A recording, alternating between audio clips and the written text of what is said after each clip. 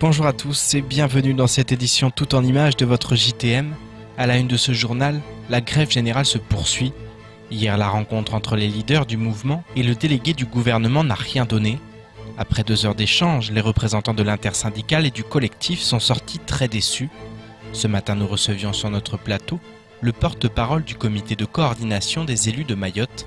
Ce dernier est revenu sur le mouvement en demandant à nouveau la levée des barrages. Il a par ailleurs fustigé le gouvernement comorien qu'il accuse de tout faire pour appauvrir sa population. Il a également évoqué la relance de l'économie dans laquelle les mairies auront un rôle important à jouer. Le point dans ce sujet, signé Leslie Gimenet. Depuis le début du mouvement de grève générale et pour la première fois, les élus mahorais ont su faire fi de leur tendance politique afin de s'unir et de parler d'une même voix. Aujourd'hui et face à la réaction de l'État, tous sont d'accord pour appeler à nouveau à la levée des barrages. Le fait de lever les barrages, ça permet aux gens de circuler, effectivement, de ne pas prendre la population en otage. Je crois que le mouvement en a eu les échos en métropole, puisque ça fait bouger l'État. Pour la première fois, à la représentation nationale, l'État reconnaît son échec collectif. Et ça, à mon avis, il s'agit d'une belle victoire. Maintenant, il faut construire cette victoire. Une victoire, ce n'est pas ainsi que les barragistes voient les choses. En effet, pour eux, le refus des autorités comoriennes d'accueillir leurs ressortissants est une preuve que le combat est encore loin d'être terminé. De leur côté, les élus exigent toujours la reconnaissance du statut de Mayotte par le pays voisin. Même si Mohamed Bakar sait ô combien le conflit politique est complexe, lui qui considère le gouvernement comorien comme lâche et méprisant envers son peuple. L'État comorien maintient la pauvreté pour pouvoir contrôler la population. Au lieu de parler, de chercher à créer les conditions permettant de fixer la population aux Comores, il rejette toujours la responsabilité sur les élus de Mayotte, sur la France, si on souffre parce que la France, si on fait ça parce que la France. Non, à un moment donné, il faut qu'ils arrêtent, qu'ils prennent leurs responsabilités. Et dans tout ça, ceux qui souffrent, c'est surtout ceux qui sont en juin. En juin, quand même, c'est une très grande île. Peut-être pas même surface que la Grande Comore, mais quand même, c'est une île avec une population qui doit être respectée. Et que quand on entend un ministre des Affaires étrangères qui dise que les gens qui sont à Mayotte n'ont rien à voir aux Comores parce que ce sont des gens illettrés, qui n'ont pas de formation, qui n'ont pas de ceci, eh bien, pour moi, c'est choquant. Si la fin du mouvement de grève ne pointe pas encore à l'horizon, les élus doivent déjà se projeter vers l'avenir. Un avenir qui passe inévitablement par une relance économique. À ce titre, les municipalités attendent toujours que l'État tienne ses promesses en matière de dotation aux communes. L'idée, c'est de effectivement faire en sorte que d'accélérer les paiements. Voilà, au moins qu'on donne une première accélération sur mais est-ce que vous avez l'argent pour payer? Parce que la problématique mais si l'État nous paye déjà, nous donne ce qu'il nous doit. C'est pas encore le cas. Ben non, c'est pas le cas parce que... Donc l'État vous demande de payer plus vite, mais vous donne pas l'argent qu'il vous doit. Tout à fait, parce que très souvent, les projets que nous réalisons, on utilise notre trésorerie. Mais une fois qu'on a utilisé notre trésorerie, il faudrait que ce que l'État nous doit nous rembourse pour permettre de payer les entreprises. Et donc là, moi, je lancerai un appel à l'État de faire le nécessaire à ce que les fonds qui sont encore chez eux, qu'on puisse les avoir afin de payer les entreprises. Payer les entreprises, repartir de l'avant, reconstruire, bâtir de nouvelles politiques publiques, voilà quelques-uns des défis qui attendent les élus du territoire. Même si pour l'heure la priorité reste de convaincre les grévistes qu'il est temps de suspendre le mouvement. Depuis le 22 mars dernier et suite à la décision du gouvernement comorien de ne plus accueillir ses ressortissants expulsés de Mayotte, des femmes, des hommes et des enfants sont retenus en zone d'attente au CRA du département. Victimes collatérales du bras de fer diplomatique entre la France et les Comores, elles attendent de connaître leur sort. Présent sur notre plateau ce matin, Solène Dia, qui travaille au sein de la CIMAD, a pu rencontrer ces personnes au centre de rétention administrative. Elle tire aujourd'hui la sonnette d'alarme face à la détresse physique et mentale dans laquelle se retrouvent ces Comoriens devenus nini. Écoutons ses propos lors de la matinale de Kwesi. L'état actuel des choses est assez dramatique puisque actuellement il y a 14 enfants et 12 femmes qui sont installés donc dans une zone d'attente qui est de 45 mètres carrés dans une situation absolument dramatique. On a des femmes qui sont dans un état de détresse absolue, qui sont enfermées depuis plus de 16 jours avec des enfants qui sont enfermés, qui ne comprennent pas ce qui se passe, qui n'ont pas accès à l'extérieur, qui ont accès à un petit patio qui est végétalisé, qui en fait il s'agit d'une allée sur laquelle ils sont assises quand ils sortent, c'est-à-dire de manière très peu. On a des personnes qui sont souffrantes. La CIMAD a été effectivement habilitée par le ministère de l'Intérieur pour intervenir auprès de ces personnes qui sont actuellement en zone d'attente. À notre intervention, on a eu à notre demande, on a eu 3 interventions des pompiers pour pouvoir évacuer des personnes vers les urgences de l'hôpital. Pourquoi ? Puisque on avait des personnes qui étaient souffrantes, des femmes enceintes de 7 mois qui ont pu être libérées par la suite, une petite fille de 9 ans qui avait un abcès au niveau du cou, gros comme une balle de ping-pong, qui avait du dentifrice en guise de soins dessus. Voilà, on a des situations qui sont extrêmement dramatiques. Il n'y a pas eu le moindre suivi médical pour ces personnes qui sont détenues depuis plus de 16 jours. La situation des entreprises locales continue de se dégrader, à tel point que les organisations patronales locales multiplient les rendez-vous avec toutes les entités susceptibles de leur offrir des solutions. Le préfet de Mayotte a à ce titre reçu le MEDEF ainsi que d'autres syndicats locaux ce jour. Et alors que le calendrier des réunions se met en place, une nouvelle association comprenant des entrepreneurs s'invite dans les discussions, le METIM, le mouvement des entreprises de taille intermédiaire de Mayotte, dont la légitimité est remise en cause par certains, veut lui aussi être de la partie. Les explications dans ce sujet, signées Amina Ariti, Abbas Alidi et Leslie Vimenet. Faire partie du paysage syndical local, c'est bien l'intention du METIM. À en croire ce chef d'entreprise, l'idée n'est pas nouvelle. Elle remonte même à l'année dernière lors de la grève de Total. Il y a 1 an, il y avait la grève, il y a 6 mois, il y avait la grève de Total.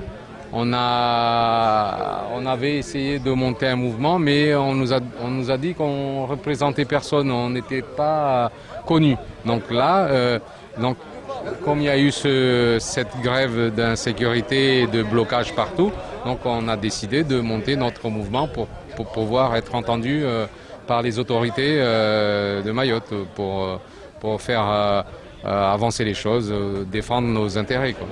Et s'ils veulent désormais défendre leurs intérêts à travers cette nouvelle organisation patronale, c'est qu'ils estiment que jusqu'alors, ils n'étaient pas suffisamment pris en compte par les instances existantes.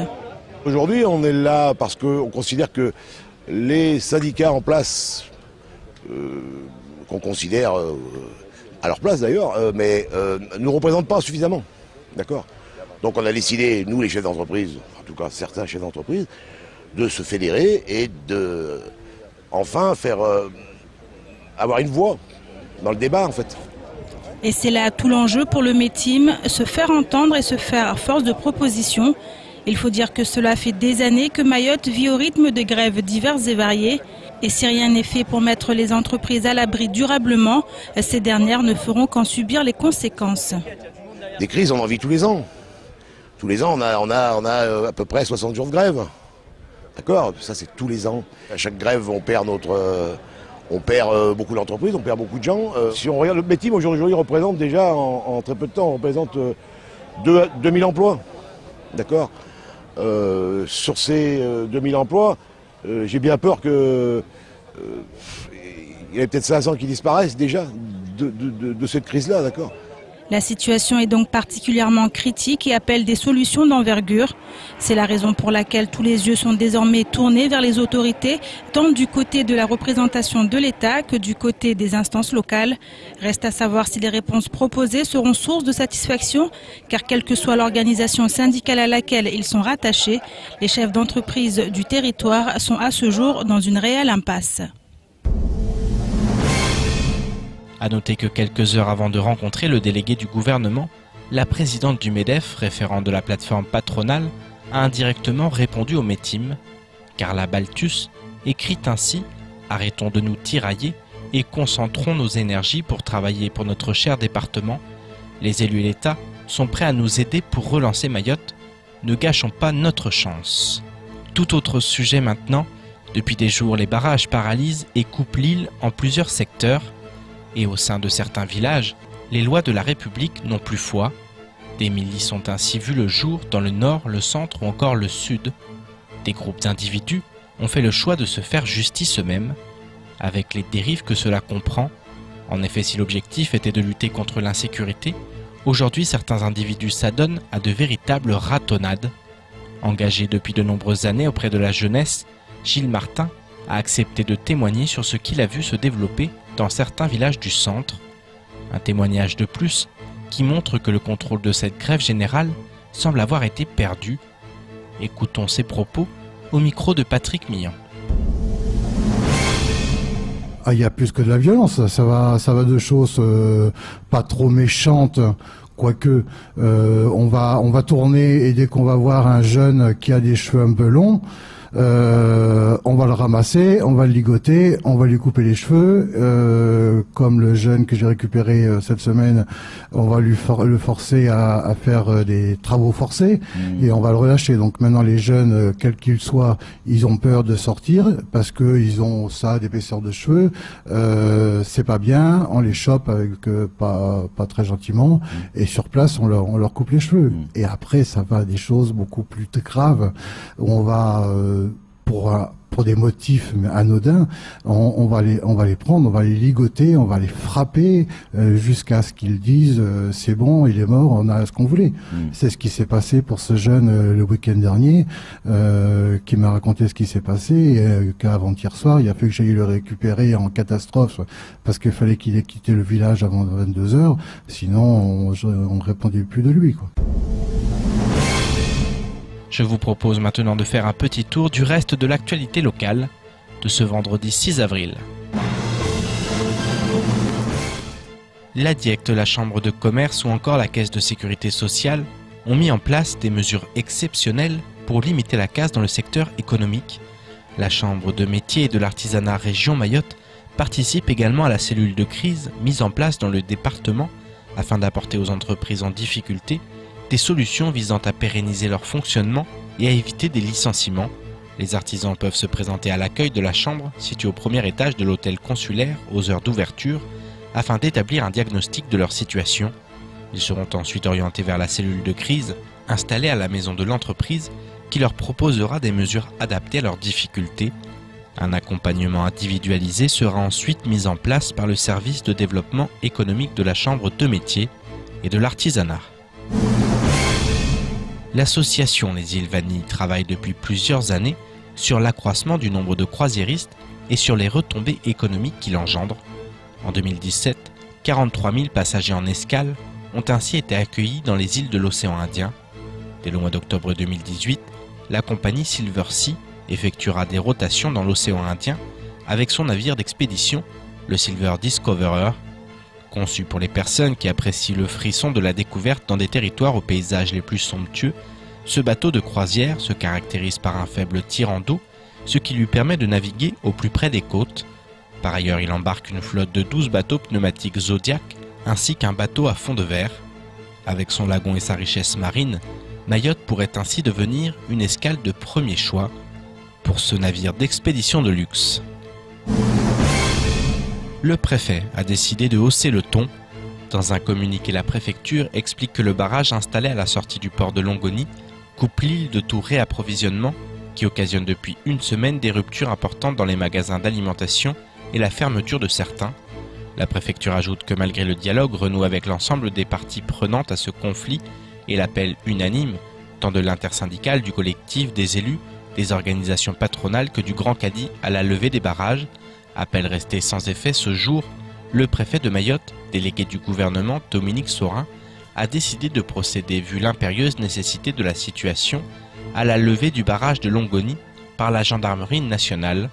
L'opération s'est déroulée sans l'emploi de la force et a mobilisé pas moins de 2 véhicules blindés, une dizaine de camions de gendarmerie et au moins 5 voitures de gendarmes.